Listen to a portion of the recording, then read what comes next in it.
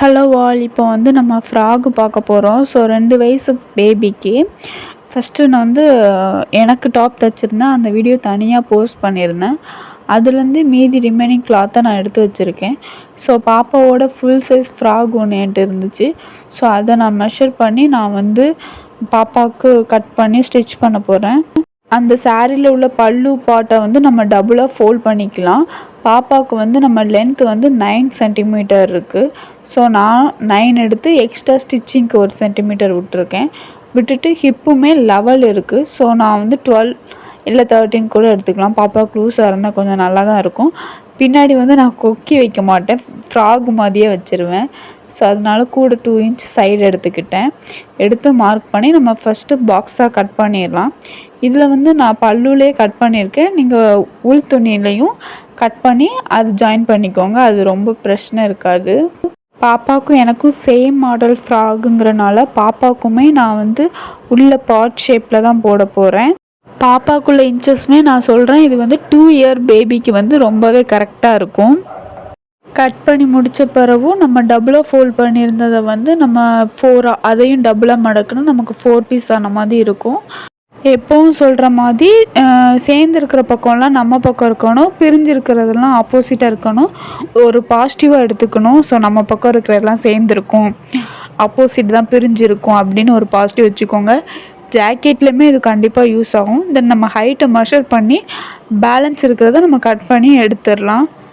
ஹைட்டும் லென்த்தும் நம்ம கட் பண்ணி எடுத்ததுக்கப்புறம் ஃப்ராகை வச்சு நம்ம நெக், ஷோல்டர், ஆர்ம் இந்த 3 2 வயசு பாப்பாவுக்கு எவ்வளோ இருக்குன்னு நம்ம பார்த்து மார்க் பண்ணி கட் பண்ணலாம்.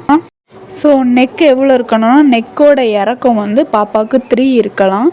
நெக் சைஸ் வந்து எவ்வளோ இருக்கணும்னா 2 இருக்கும். தென் ஷோல்டர் எவ்வளோ இருக்குன்னா அதே மாதிரி 2 இருக்கும். ஆம்கோல் வந்து 4 இருக்கணும். அதுதான் 2 வயசு பாப்பாவுக்கு. நான் டீனேஜ் வயசுக்கு எவ்வளோ இருக்கணுங்கிறத நான் வந்து என்னோடய டாப் கட் பண்ணும்போது சொல்லியிருப்பேன். அது வந்து 3 அந்த ரேஞ்சுக்கு போகும். இது வந்து 2 தான். 2லேயுமே நம்ம தையலுக்கு போக பாப்பாவுக்கு 1.5 இன்ச்சு ரொம்ப க்யூட்டாக வரும். ஸோ நெக் 2, ஆர்ம் 2, கீழே இறக்கம், பின்னாடி 4, முன்னாடி 3ங்கிற கணக்கு வரும். வந்து டிஸ்கிரிப்ஷனில் மெஷர்மெண்ட் மட்டும் தனியாக கொடுத்துட்றேன். ஸோ அதை வந்து நீங்கள் கன்ஃபியூஸ் பண்ணிக்க வேண்டாம். 3, 4, 5 இயர்க்குள்ளே உள்ள பேபிக்குமே இதை விட 1 இன்ச் வேணால் கூட எடுத்து நீங்கள் கட் பண்ணி ஸ்டிச் பண்ணலாம். கரெக்டாக தான் வரும். 1 இன்ச் 1.5 இன்ச் வேணால் நீங்கள் எக்ஸ்ட்ரா எடுத்துக்கோங்க. தையல் பழகும்போது உங்களுக்கு வந்து எக்ஸ்ட்ரா துணி இருக்கிறது வந்து ரொம்பவே நல்லது. தென் நம்ம ஷோல்டர் எல்லாமே மேலே மார்க் பண்ணிட்டு பாப்பாவுக்குமே கீழே 1.5 இன்ச் மார்க் பண்ணிக்கோங்க.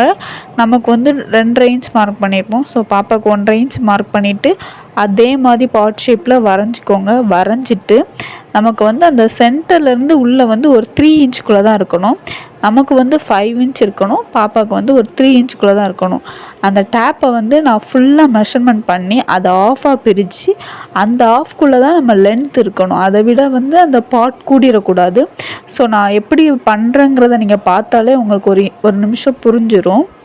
நான் வந்து ட்ரா பண்ணிவிட்டு மெஷர் பண்ணுறேன். எனக்கு கரெக்டாக வந்துச்சு. உங்களுக்கு அப்படி வரலன்னா அந்த நம்ம கழுத்து 3 இன்ச் மார்க் பண்ணியிருக்கோம்ல, அது கீழேருந்து அந்த பாட் அளவுக்கு மார்க் பண்ணிவிட்டு அதில் பாதி சென்டரில் வச்சு நேராக மார்க் பண்ணி அதுக்கப்புறம் நீங்கள் பாட் வரைஞ்சாலுமே உங்களுக்கு கரெக்டாக வரும். நான் வந்து வரைஞ்சிட்டு மெஷர் பண்ணுறேன். நீங்கள் மெஷர் பண்ணிவிட்டு கூட வரையலாம், கரெக்டாக தான் வரும். தென் நம்ம இப்போ வந்து கட் பண்ணி எடுத்துக்கலாம். கட் பண்ணும்போது பாப்பாவுக்கு வந்து நான் ஃப்ரண்ட் அண்ட் பேக் ஒரே மாடல் போடுறேன். ஸோ நெக்கும் சேமாக கட் பண்ணிவிட்டு நம்ம வந்து ஆம்கோலும் சேமாக கட் பண்ணிடலாம். கட் பண்ணும்போது பார்த்து கட் பண்ணுங்கள். எல் ஷேப் வரலன்னா ஸ்கேல் யூஸ் பண்ணிக்கோங்க. அந்த கேவை ரொம்பவே அழகாக பார்த்து கட் பண்ணுங்கள். அப்போ தான் அந்த பாட் ஷேப்புக்கே அழகாக இருக்கும். ஸோ நீங்கள் 2-3 டாப் தைச்சதுக்கப்புறம் இந்த டாப் ட்ரை பண்ணுங்கள். கண்டிப்பாகவே நல்லா அமையும். கட் பண்ணதுக்கப்புறம் சைடு நமக்கு கிளாத்து ஜாயினில் இருந்துச்சுன்னா கத்திரிக்கோலை உள்ளே விட்டு நம்ம கட் பண்ணி எடுத்துக்கலாம். கொஞ்சம் உங்களுக்கு கோணல் மானலாக தெரிஞ்சிச்சுன்னா 1 போல் வச்சு லைட்டாக ஒரு 1/4 இன்ச்சு தான் கட் பண்ணி எடுக்கணும். இப்போ வந்து நம்ம பாட் ஷேப் கட் பண்ண போகிறோம். ஸோ பேக் பீஸை தனியாக எடுத்துடணும்.